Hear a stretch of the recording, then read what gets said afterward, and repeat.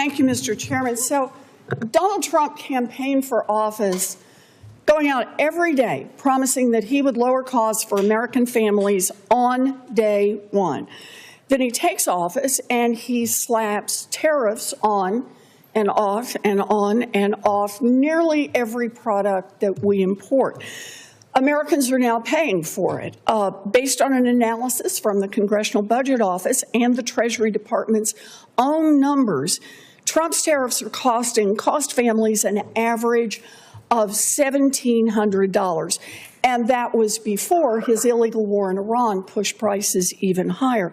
So, Ambassador Greer, over a year ago, you sat in this very room, and my Democratic colleagues and I asked you about Trump's chaotic across-the-board tariffs and said they will drive up prices. And you said, no, we can have tariffs and lower prices. Well, now we have the receipts. So that line lands because it changes the tone of the whole exchange.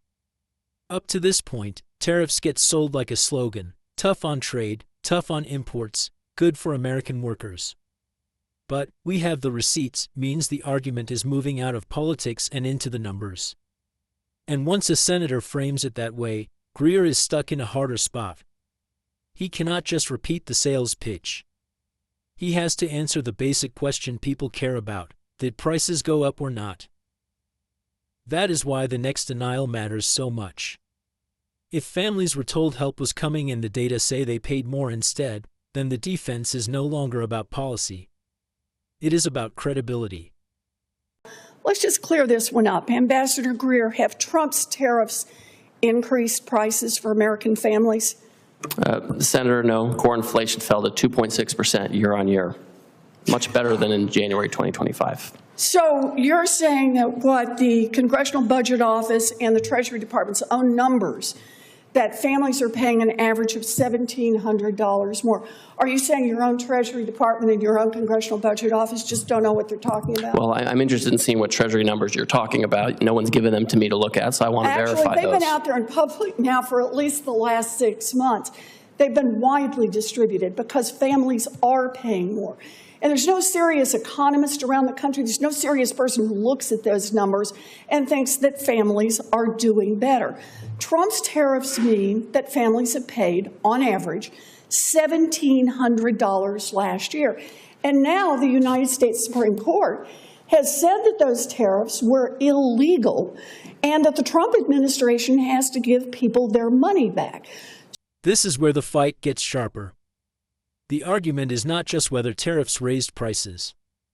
The argument now is who gets made whole if the policy falls apart.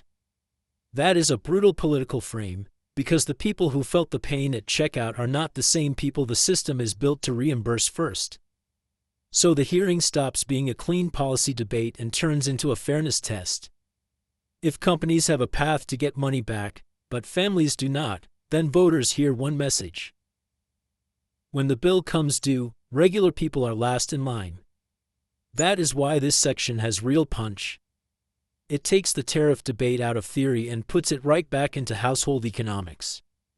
So far, the administration has been slow walking. Ambassador Greer, are American consumers going to get any refunds on the tariffs that were illegally collected from them? So, Senator, when the court ruled on this, they did exactly what the Democratic attorney generals who sued asked to do, which was to give money back to the companies, foreign and domestic, that paid the tariffs. That's what Democratic attorney generals asked to do. They didn't say give it to consumers. So they said give it to companies. So that's what we have to do. I understand that's how they got standing. But the question I'm asking the administration, are you going to get money back to the American people who paid more? What the data show is the American people picked up about 95% of the cost of those Trump tariffs. They've paid an average of $1,700. And I just want to know if you even have the slightest effort, making even the slightest effort, to try to get some of that money back into the pockets of American families? Or does that just not matter to the Trump administration? So what happened is the foreign and domestic importers, right, who are buying foreign goods, not goods from American workers, foreign goods made by foreign workers who had to pay a fee on those foreign goods, those foreign importers' records, domestic importers' records, they can file, they had to pay the tariff, they can get the tariff back. So, manufacturing workers' wages have gone up $2,600, way beyond what the Biden budget lab at Yale has calculated. Actually, they haven't. What we know is that thousands of factory workers have lost their jobs. That means their incomes have gone to zero. But I take it what you're saying, I think I've got your answer here, and that is the Trump administration just doesn't care, isn't even lifting a finger to try to get one nickel of the money that was collected from consumers back into the pockets of the consumers. And that certainly is where they are right now. Instead, what you've been doing is searching for other ways to see if you can take money out of the pockets of consumers with tariffs. And just this week, you slapped on new tariffs using an obscure law from the 1930s, plus using something called Section 301. But here's my question.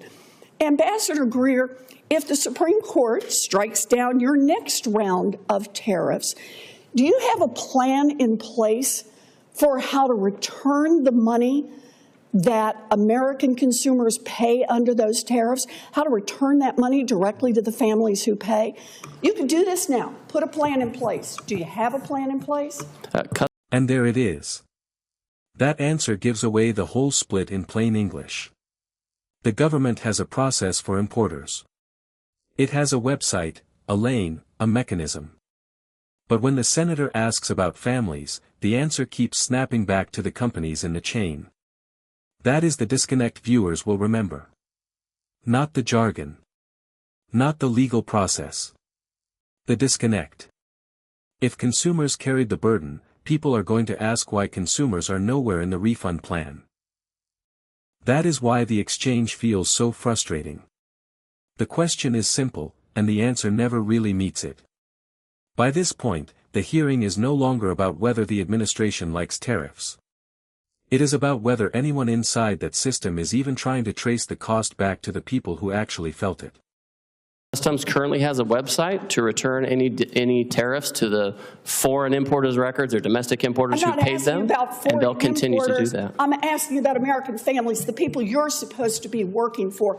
Do you have any plan, if this next round of tariffs are struck down, for how you're going to get the money that is collected from American consumers back into their pockets? The normal way that customs law worked is that the importer of record, if they pay a tariff, it's overruled, they give it back. There's never been any. No. Look, I believe that tariffs can be used strategically, quite valuably, but what the Trump administration is doing is picking the pockets of American consumers, and after Donald Trump promised he would lower costs on day one, he puts in place tariffs that have done nothing but raise prices for consumers. Thank you, Mr. Chairman.